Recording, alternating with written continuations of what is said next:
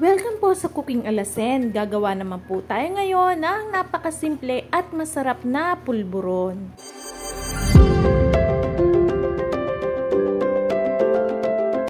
Meron ho ako dining 2 cups ng all-purpose flour at ariho ay atin laang paiinitin sa ating kawali.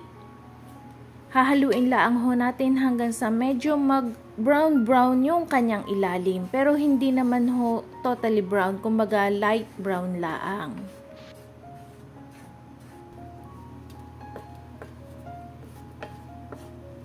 Okay na ho are at atin na hong papatayin ang apoy at isasalin na natin sa ating prepared na lalagyan.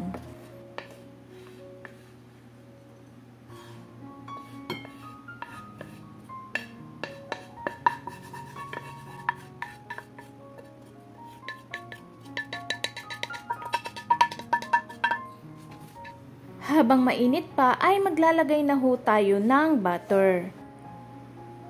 Ariho ay 3/4 cup ng butter.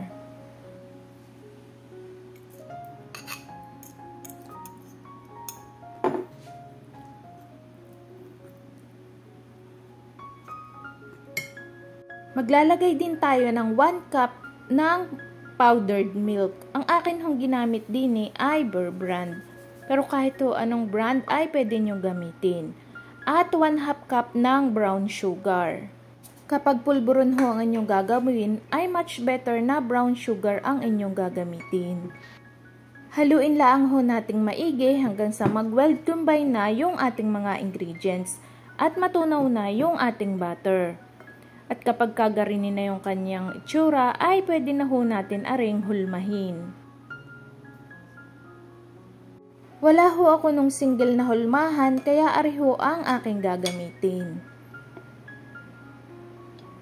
Maglalagay laang ho tayo ng mixture sa ating hulmahan at ipipress laang ho natin arin ng madiin para mabubuo ho yung ating pulburon.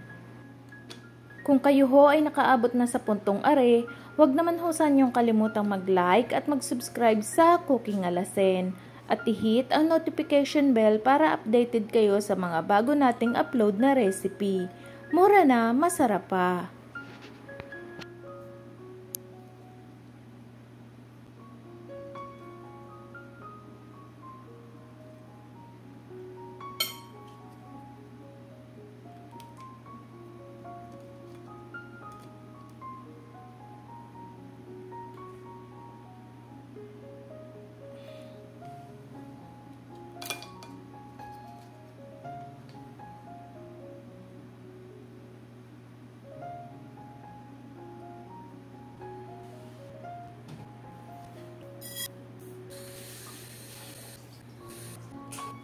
Sa sukat ho ng ating ingredients ay nakagawa ho ako ng 26 pieces na pulburon. Pero depende ho iyon sa size na inyong molder na gagamitin. Maraming salamat po sa inyong panunood at paki-follow naman po ng ating Facebook page na Cooking Alasen. Maraming salamat po.